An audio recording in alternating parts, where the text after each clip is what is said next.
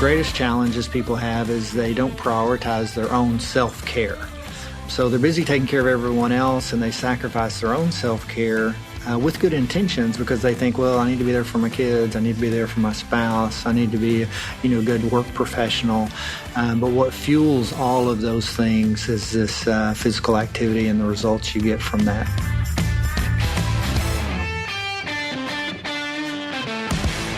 You're listening to episode 146 of the Fitness Business Podcast. We'd like to thank this month's premier podcast partner, OneFitStop, the complete fitness business software that's perfect for studios, gyms, and clubs. To find out more, go to onefitstop.com.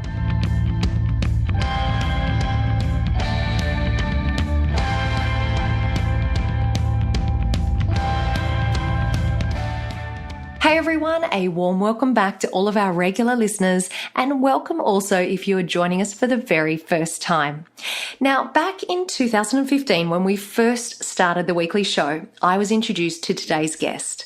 Brent Darden is one of those people who exemplifies professionalism. He's passionate about the industry, and he spends an immense amount of his time helping others learn and grow. For over 3 decades, the former IHRSA Board of Directors chairman has amassed a wealth of knowledge about the industry, and he continues to share his experiences around the world through speaking and consulting. Brent's messages have reached audiences in 16 countries and has been translated into 10 different languages. Most recently, Brent was the owner-operator of Telos Fitness Centre. He was the vice president of the renowned Cooper Aerobics Centre and was named IHRSA's inaugural General Manager of the Year. Brent also chairs several Industry Rex executive roundtables. In the few years that I've known him, I've come to realise that Brent is very modest about his extensive industry experience. And whilst we could have spoken for hours on any number of topics, there's one thing that he's particularly passionate about, and that is the subject of influence movement. So that is exactly what we're going to be talking about today. Brent starts off by explaining the concept of influence movement, and then he goes on to share the 7 things that we can do to influence ourselves and to influence others. Before we catch up with Brent today, I want to do a shout out to this month's premier podcast partner. OneFitStop's scheduling, client management, programming, and payment collection tools will set your business up for success. To find out more, go to onefitstop.com.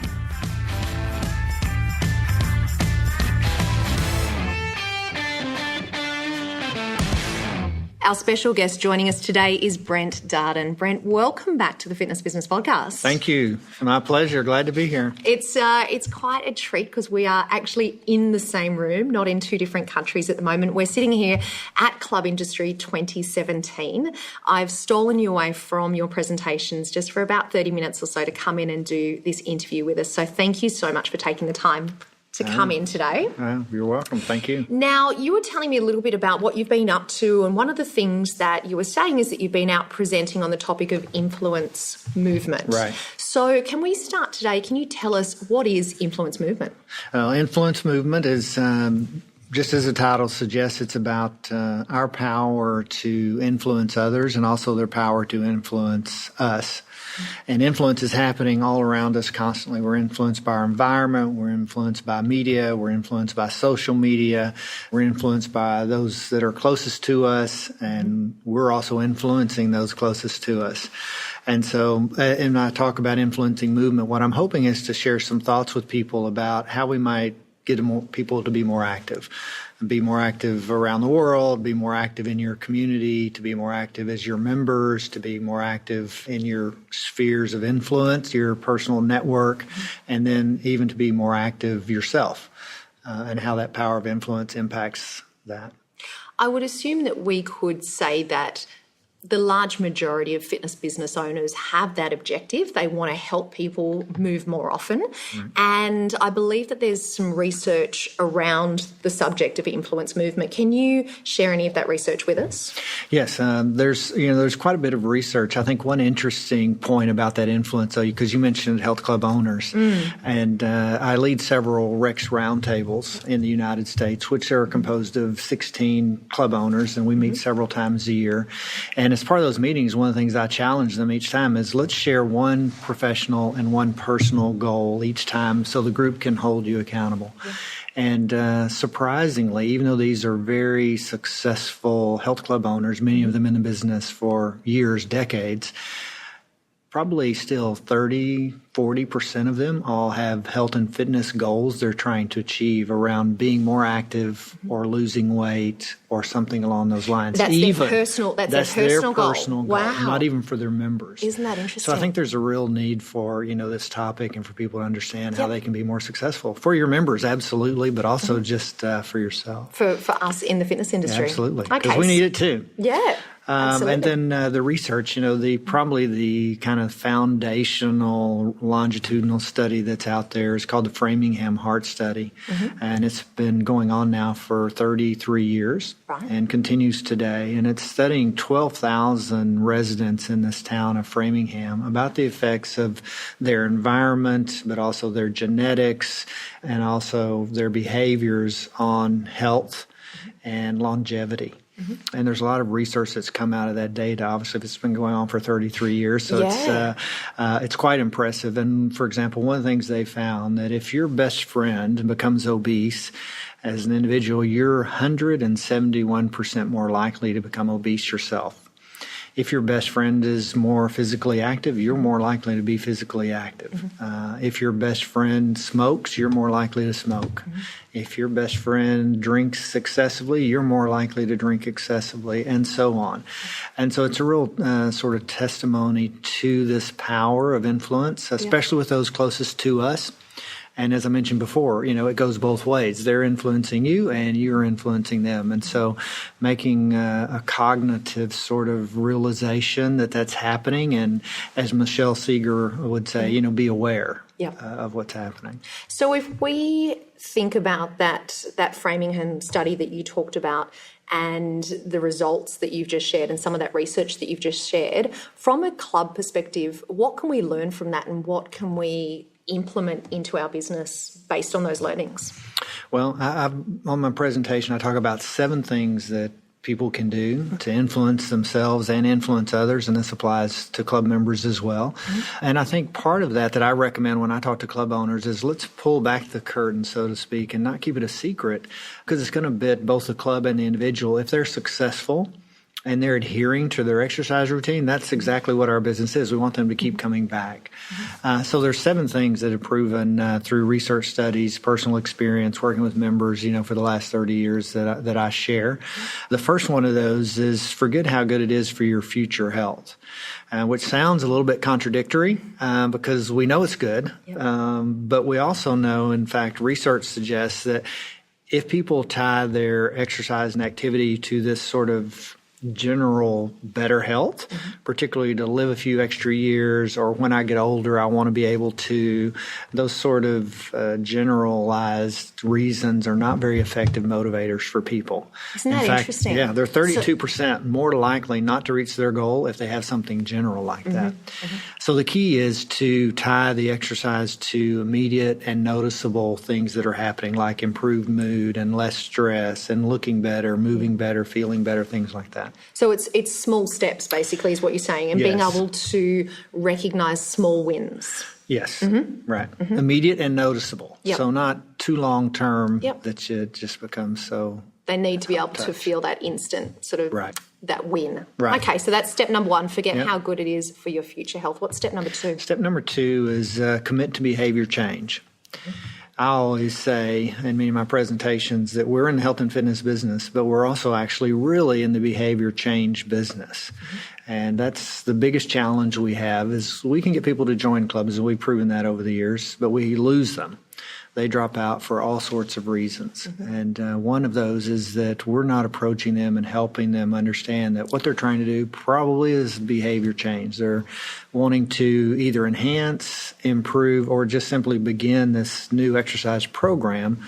And we need to help them not by giving them these specific exercise prescriptions and teaching them how to do a squat exactly the way it should be done, but more on this behavior change of how can we incorporate a routine that you can consistently show up to the gym and participate. If we can get them to come to the gym where they want to do Zumba or yoga or functional training, they're going to get some results and improvement. But first we have to get them to come.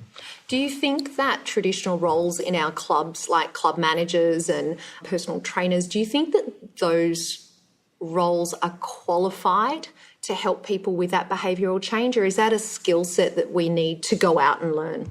I think it's definitely a skill set that we need to go out and learn. My master's is in exercise science, and there was no instruction related to this particular topic.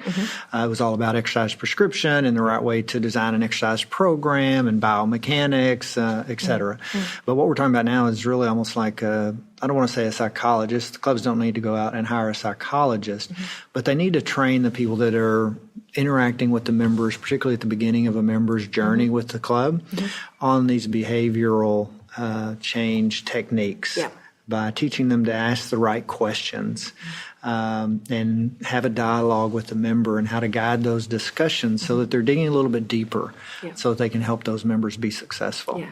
And this is probably a good point that I might reference back to Michelle Seeger again, because of course her book No Sweat is all about the sort of motivational science, and there's a lot of good recommendations and examples in there of some of the things that you're talking about. So I might just remind everyone that if you haven't yet had the opportunity to read Michelle's book, No Sweat, or if you haven't listened to the interview that we did with Michelle, then jump onto the show notes for today's show and I'll make sure that I include a direct link there for the book and for the interview. Okay, so they're number 1 and 2. Brent, what's number 3? Number 3 is pick something you like, which sounds like common sense. But you'd be surprised how many people, when you really ask them, do you really enjoy, let's say, running? And they will just tell you, no, I hate running. I hate it. That's not a good way to develop a lifelong habit. If you have a short-term goal, you're trying to get ready for a particular event, a reunion or a wedding or something, and you have this timetable that's very finite, maybe you can do that because it burns a little more calories or seems to be more effective. But for this sort of lifelong habit, we need to find things that we enjoy inherently, whatever that is, and that's the best choice. I think that makes a lot of sense, because if I think about the conversations that I've had with members over the years, the ones that stick around are the ones that feel that exhilaration and they love the energy of a Zumba class or whatever it might be. And the ones that we tend to see come and go are the ones that just feel like they're doing it because they have to do it. Right. Well, even outside the club, and I know you like me and your non-professional relationships and your social settings, we're the fitness people. And so they will come up to us often and say, okay, I need to get in shape. What should I do? What exercise should I do? What piece of equipment should I buy? And the answer should always be the same as, what is it that you enjoy doing? Not, they will say, I heard that an elliptical burns more calories than a stationary bike. Is that true? Yes, but have you tried the elliptical? Do you like it? So if we put that in the context of onboarding a new member, then are you recommending that part of that onboarding process should be identifying what it is that person truly enjoys doing? Exactly. It should be a discovery process that you go through with the member. And oftentimes they've not really thought about it in these ways. But, taking them back to if they don't have a good answer of what they really enjoy doing physically active, then ask them, what did you enjoy doing as a kid? Were there any sports you were involved with before? What's your history with exercise? And when you've thought about exercising before, what's the main reason you've always started exercising? When you've begun an exercise program in the past, why were you beginning it and why are you beginning it today? Those kind of questions, I think, help. Excellent. A lot. Okay, let's keep working our way through the list. What's number 4? 4 is make it non-negotiable. Most of us have certain things in our lives that we just absolutely are non-negotiable about. Those might be related to our children. It might be related to our faith. It might be related to any number of things. But we need to make exercise and being physically active one of those sort of non-negotiable behaviors. One of the greatest challenges people have is they don't prioritize their own self-care. So they're busy taking care of everyone else, and they sacrifice their own self-care with good intentions because they think, well, I need to be there for my kids. I need to be there for my spouse. I need to be, a good work professional. But what fuels all of those things is this physical activity and the results you get from that. So establishing it as not a choice every day of having to go through the thought process of, and I'm going to exercise today or am I not? It's almost an automatic, and trying to make sure that's ingrained in your mind. And do you think that part of that process is important to look at the overall picture of what happens in their lifestyle?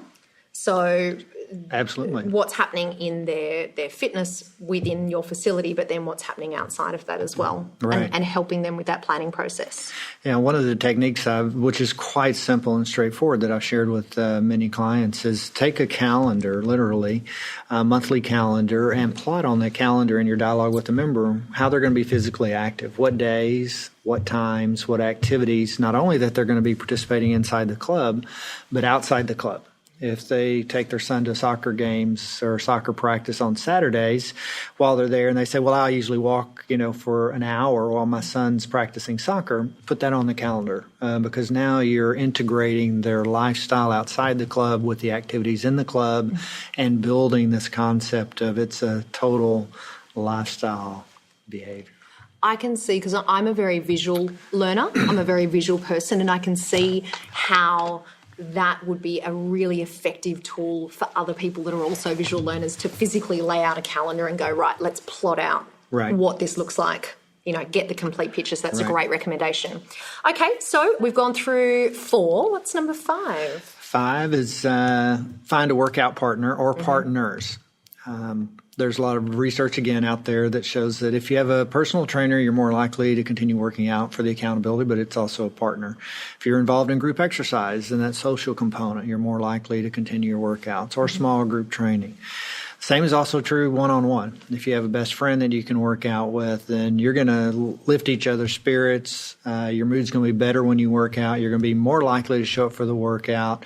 And just because you have another person to kind of share that time with, the fatigue is going to be perceived to be less. The perceived exertion is less when you share those activities. That's a great one. Okay, and number 6?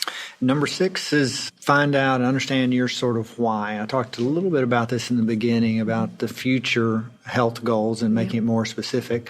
But even more than that, why are you wanting to be more active, and how is that really going to make you feel better in the immediate future? What's driving you? And then also, it doesn't hurt to have some goals.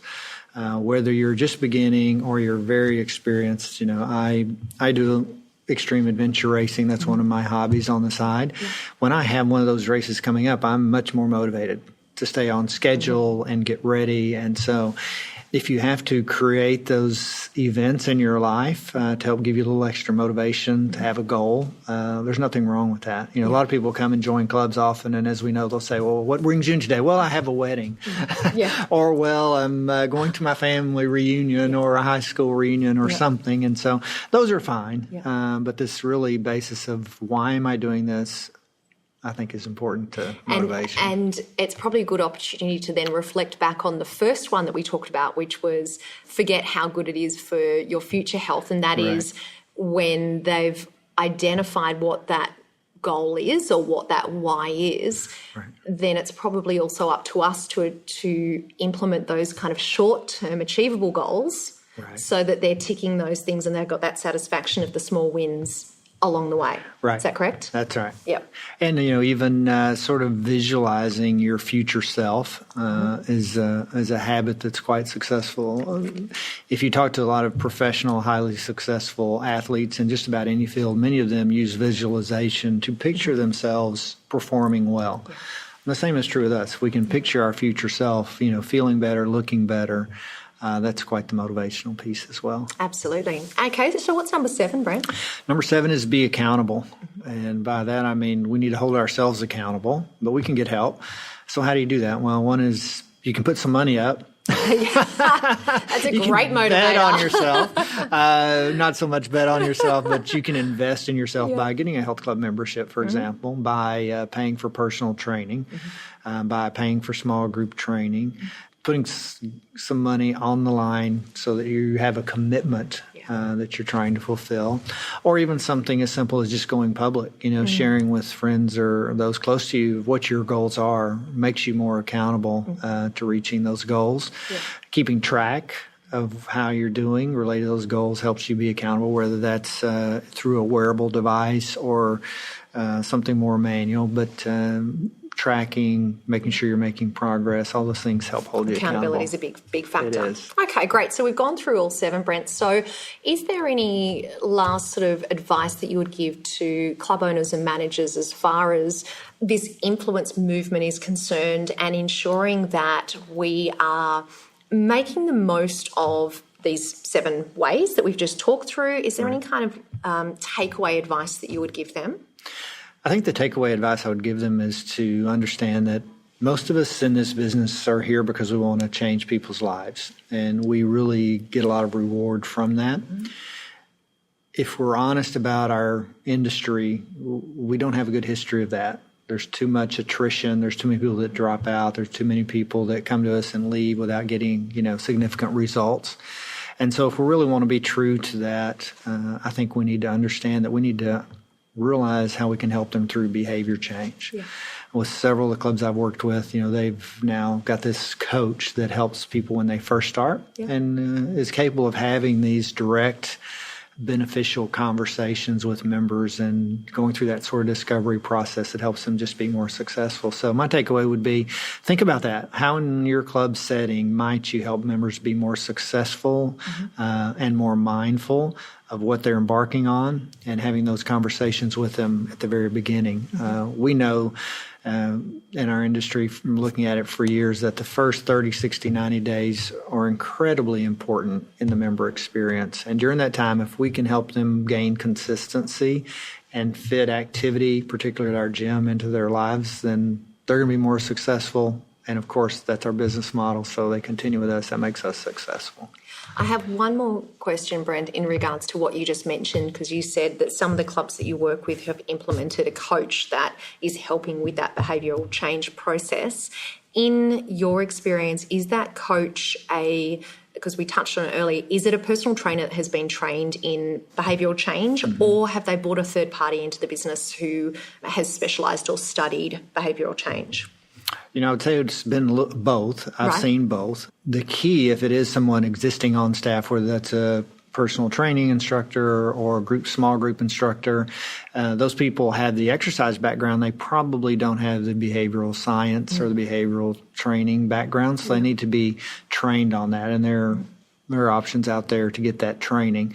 And then the other part is some clubs have brought in psychologists to train many of their staff and give them some of those skills, help design sort of a questionnaire that can be followed that asks these sort of leading questions that takes the members through this sort of self-discovery and uncover some of the things that are keys to their success. Okay. Excellent. Well, Brent, thank you so much for joining us today. I think this is a subject that we will probably talk about for many years to come, and it's probably something that I would love to get you back on in the future and have a look at some of the clubs that are starting to implement these roles within the organisation and what sort of effect it's having as far as long-term member retention is concerned, because I think that many of us who are listening to the show can probably agree that it's an area, as you say, that it's a focus, it's something that we want to do, but perhaps in the past we've struggled with how we go about influencing that behavioural change. So I think that you've definitely shed some light on the subject today. So thank you so much for coming in and sharing your expertise with us. Yep. Thank you, Chantal. It's great to see you as always. Thank you once again to Brent, and a reminder that if you haven't yet heard that interview that I did with Michelle Seeger that we were just talking about, it was on show 54. It was called Self-Care Behaviour and the Effect It Has on Trainer-Client Relationships. I cannot recommend this highly enough. Check out the interview that we did with Michelle and make sure that you also buy yourself a copy of the book. Regardless of your role in the fitness industry, you will greatly benefit from reading her book, No Sweat. MyZone is a wearable technology platform that leverages personal goal setting, gamification, and social platforms to motivate your members. To find out more, go to myzone.org. Precore Quickfire 5. This week's Precore Quickfire 5 guest is none other than the 2018 IHRSA keynote speaker, Lisa Bedell. I'm absolutely thrilled to bring you the Precore Quickfire 5 this week. Lisa Bedell is a best-selling author and the founder and CEO of Future Think. She's the 2018 keynote speaker for IHRSA, and she's our special guest in next week's show. Today, Lisa is here to join us for the Precore Quickfire 5. Lisa, welcome along to the show. Thank you for having me. Now, can you tell everyone, why do you do what you do? I want to show people how to stop wasting time doing stuff that just doesn't matter. And what's one ritual that helps you become better at what you do? I'm an active deleter. I like to get rid of noise that's distracting and project and tasks that are just time sucks. And what's one app or system that you use to stay in control of your workload? I keep an active to-do list, but next to every task, I assign a time limit and I make sure that I don't underestimate the time that I do. Great one. Lisa, what's one book, podcast, or blog that you would recommend and why? Well, I recommend your blog, your podcast. I recommend my book, Why Simple Wins. Great recommendation, and we're going to be talking about that in next week's show, which brings me to the last question. Tell us, what topic are we going to focus on in your main interview next week? Killing complexity. Love it. Well, Lisa, thank you so much for joining us today for the Precore Quickfire 5. Thank you. Before we finish off today, a quick reminder that all the resources, the links, and the transcript for today's show can be found at fitnessbusinesspodcast.com. Thank you so much to all of our partners for their support, and a big thank you to our foundation partner, Active Management. Go to fitnessbusinesspodcast.com/active for a free business development ebook. Thank you for joining me for another week of the show. I'll see you next week. And remember, what you leave behind is not what's engraved in stone monuments, but what is woven into the lives of others.